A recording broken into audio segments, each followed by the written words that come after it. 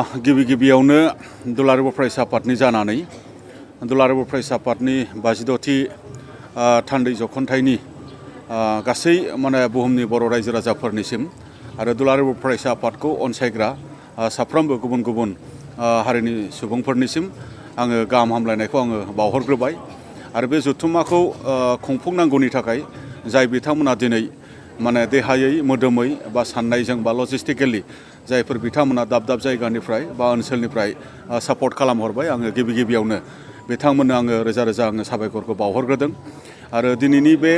2 फेब्रुवारिनिफ्राय जानो गोनां दुलाराय फरायसा आफादनि जे थान्दै ज'खनथाइ नै दहाय फुंनिफ्राय बेखेवनाय जिफोर हाबाफारि जे आलासि जिरायसालि बा डेलिगेट सिट हल बेखेवनाय बा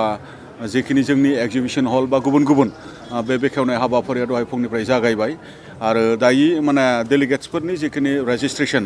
बियो दसे उनाव बियो स्टार्ट जासिगोन 12टानिफ्राय आरो बेवहाय जोंनि दुलाराय फरायसा आफादनि जिखिनि लिटारेरि कम्पिटिशन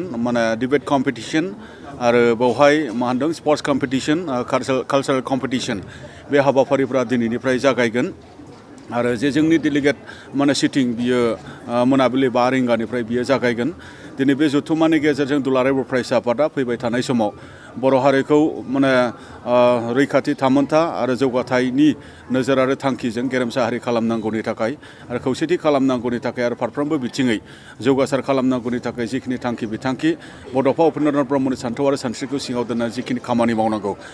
बेनि थाखाय डेलिगेटआव मोजांथारै सावरायनायनि गेजेरजों फैबाय थानाय समाव गोबाव सम बर' हारिखौ रैखाथियै लांनांगौनि थाखाय बा फारफ्रोमबो बिथिङै जौगानांगौनि थाखाय थांखि रनसायनो थाखाय जोङो लाहार फाहार खालामदों गासै बेवहाय सारा आसामनिफ्राय आरो आसामनि बायजो जेरै जोंना वेस्ट बेंगल स्टेट कमिटि दङ आरो जोंना शिलं इउनिट कमिटि दङ आरो दिल्ली इउनिट कमिटि बा चन्डीगढ़ इउनिट कमिटि बेबायदि बायजोनिफ्रायबो जोंनि हादरनि सिङावनो थानाय दाब दाब जायगानिफ्राय जोंनि डेलिगेट्सफोरा बाहागो लाफैगोन गासै नियार एबाउट 4000 डेलिगेट्सआ बेवहाय बाहागो लागोन मैखोम मोनसे डेलिगेट सावरायनाय जागोन दुलाराय फरायसा आफादनि मोनसे जारिमिन आं नोंथांमोननो गोसोखांहोफिननो लुबैदों जे 2006 2006आव बेवहाय दुलाराय फरायसा आफादनि मोनसे जथुम्मा जादोंमोन जे जथुम्मानि गेजेरजों इयार अफ एजुकेशन बेबायदि मोनसे थांखि लाबोनानै सारा बर'फोरनि गेजेरावनो सोलोंथाइनि थाखाय जावरिखांनायनि मोनसे हाबाफारि मावनाय जादोंमोन आरो नेक्स्ट बेबायदिनो 2007आव क्वालिटी एजुकेशन मिशननि मोनसे थांखि लाना फैनाय जादोंमोन जायजों बर' मिडियामनि सोलोंथाइखौ जौगाहोनो थाखाय बर' हारियाव सुबुं सम्पद दानांगौनि थाखाय बा बर' हारिनि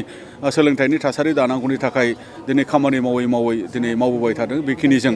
दिनै इमप्रुभमेन्ट फैयाखै नङा एसे फैदों दा बेबायदिनो फैबाय थानाय समाव जे बर' हारिखौ गेरेमसा खालामनांगौनि थाखाय आरो बर' हारिनि फारफ्रोमबो बिथिंनि रैखाथि आरो थामोनथानि थाखाय दुलाराय फरायसा आफादा बे जथुम्मानि गेजेरजों मोजांथार थांखि लाबोनो हागोन